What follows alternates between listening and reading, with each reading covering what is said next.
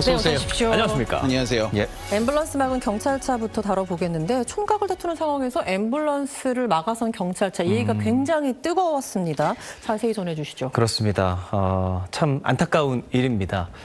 저희가 이 소식들이 계속 나오고 있고 네. 누리꾼들이 공분을 사고 있는데 이 산모가요. 일단 외국인이고요.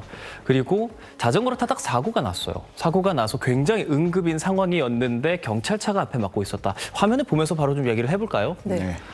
자, 이거는 응급차의 그 블랙박스입니다. 지금 이제 1차선으로 들어왔단 말이죠. 그런데 지금 막고 있는 차량이 경찰차입니다. 그리고 몇 초간 경찰차 움직이지 않고 기다리다가 옆쪽 차선으로 가요. 앞에 있는 버스가 피해주는 모습도 볼 수가 있는데요. 자, 이렇게 현재 상황이 굉장히 위급한 상황이었는데 경찰차가 막고 안 비켜줬다. 그런데요. 사실 그렇게 긴 시간 있지는 않았어요. 한 10초에서 15초 정도가 지체가 됐어요. 짧으네요. 네. 그렇습니다. 그런데 이게 왜 그렇게까지 논란이냐 하면은 네. 저 글을 올린 그러니까 이 당시에 이 응급차를 운전한 운전자의 말에 따르면 병원에 도착하고 몇 초 지나지 않아서 심정지가 됐다. 그래서 그 상황을 보니까 그때 비켜줬으면 하는 화가 좀 났다라는 글을 썼고요. 결국에 산모와 아이 모두 사망을 했습니다. 아이고. 네. 그 사실 저 몇 초가 골든타임이었을 수도 있는데 네. 경찰 왜 그랬나요? 뭐 해명 나왔나요? 이해가 안 되는데. 오전에 일단 부산경찰청에서 전화를 했어요. 네네. 상황을 좀 물어봤는데 우리도 지금 이런 민원이 굉장히 많이 들어와서 상황을 파악해야 된다. 조금 혼란스러운 듯한 모습이었거든요. 그리고 좀 기다렸는데 오후에 입장이 나왔더라고요. 경찰 입장에 따르면 네. 당시에 순찰차가 뒤에서 접근하는 구급차를 인지하기에는 시간이 너무 짧았다. 한 2, 3초밖에 되지 않았다라는 거예요. 그런데 운전자의 설명은 사실 다르거든요. 사이렌을 틀 수 있는 만큼 좀 여러 개 틀었고 방송을 하면서 지금 응급 환자 이송 중입니다. 양보해 주세요라고 소리를 쳤는데도 비켜주지 않았다라는 것이 그 당시 운전자 입장이기 때문에 과연 이 경찰의 설명에 대해서 시민들은 어떻게 생각할지 조금 지켜봐야겠습니다. 예. 블랙박스에는 오디오가 녹음이 되지 않은 상태였나 보네요. 맞습니다. 블랙박스에 오디오가 녹음이 되지 않았기 때문에 운전자가 직접 녹음은 되지 않았지만 본인은 켜놨다라고 이야기를 그런데 뭐 했어요. 버스나 다른 차는 바로 비켜주는 걸 보면 그러니까요. 해명이 좀 석연치 않긴 합니다. 저희는 좀 잘려서 그렇지 그 네. 전 블랙박스 보면 다른 차들도 계속 비켜주기도 합니다. 예. 우클릭 두 번째 검색어는 구급차가 잔디 망쳤다고 민원입니다. 최근 한 온라인 커뮤니티에 아파트에서 발생한 소방서 민원이라는 제목으로 올라온 글입니다. 지난 7월 전라남도 순천의 한 아파트에서 일어난 일로 추정되는데 함께 공개된 사진에는 구급차가 지나간 잔디가 푹 파여 있는 모습이 담겼습니다.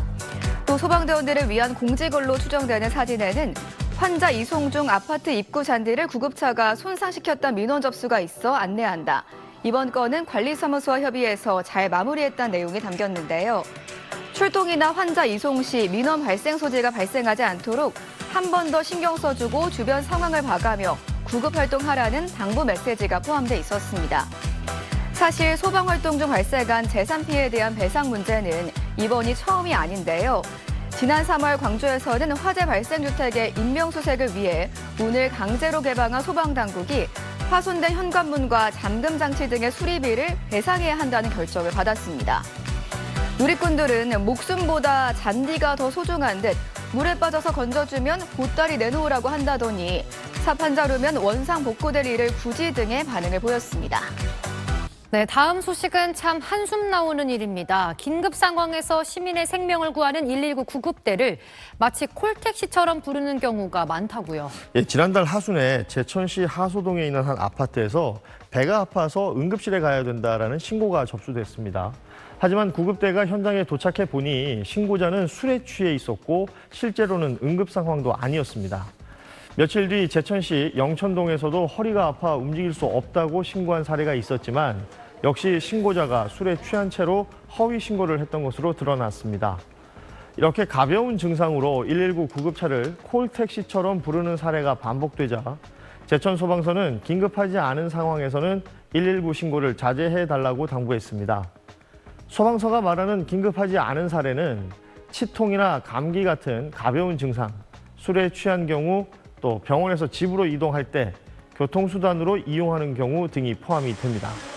소방서 관계자는 구급차는 심장마비나 호흡곤란, 심한 부상처럼 생명이 위험한 환자들을 위한 공공지원이라고 강조했는데요. 단순한 감기나 복통, 과음처럼 긴급하지 않은 이유로 구급차를 이용하면 정작 도움이 시급한 중증 환자들이 제때 처치를 받지 못할 수 있습니다. 한편 119 구조구급 법에 따르면 고의로 허위 신고를 하는 경우 최고 500만 원 이하의 벌금을 물 수 있습니다.